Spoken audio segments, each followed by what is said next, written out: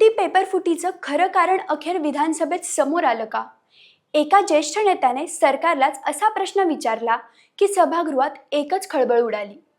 नोटा नाशिकला छापता मग पेपर आग्र्याला का? नेमकं काय घडलं? चला जाणून घेऊया. पण त्याआधी सत्ता मंच या यूट्यूब चॅनलला सबस्क्राईब करा आणि इन्स्टा पेजला फॉलो करायला विसरू नका.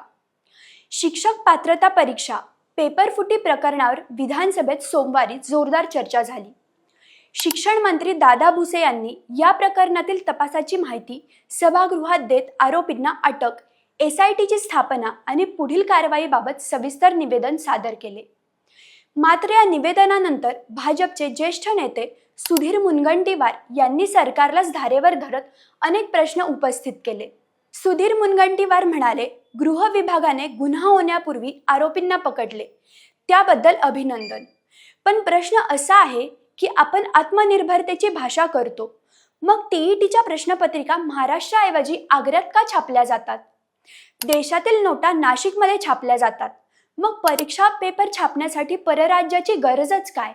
असा सवाल करत त्यांनी सरकारला कोंडीत पकडण्याचा प्रयत्न केला. यावर उत्तर देताना शिक्षण मंत्री दादा भुसे यांनी सांगितले की 27 जून रोजी या प्रकरणातील 3 आरोपींना अटक करण्यात आली असून गुन्ह्याचा तपास SIT मार्फत सुरू आहे. तपासासाठी पोलिसांची पथके बिहार, हरियाणा आणि दिल्ली येथे पाठवण्यात आली आहेत. पेपर फुटी प्रकरणातील दोषींवर कठोर कारवाई केली जाईल. तसेच आवश्यक असल्यास मकोका कायद्यातील तरतुदींचाही विचार केला जाईल, असे त्यांनी स्पष्ट केले.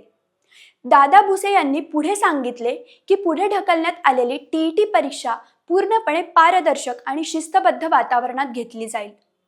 उमेदवारांकडून कोणतेही परीक्षा शुल्क आकारले जाणार नाही. तसेच पुढील वर्षांपासून TETसह सर्व महत्त्वाच्या परीक्षा ऑनलाईन पद्धतीने घेण्यासाठी मुख्य सचिवांच्या अध्यक्षतेखाली समिती स्थापन करण्यात येणार असल्याची घोषणाही त्यांनी केली. TET प्रश्नपत्रिका महाराष्ट्राबाहेर छापण्याचा निर्णय योग्य होता असं तुम्हाला वाटतं का? तुमचं मत कमेंटमध्ये नक्की सांगा. आणि अशाच नाविन्यपूर्ण माहितीसाठी सत्ता मंच या यूट्यूब चॅनलला सबस्क्राईब करा आणि इन्स्टा पेजला फॉलो करायला विसरू नका.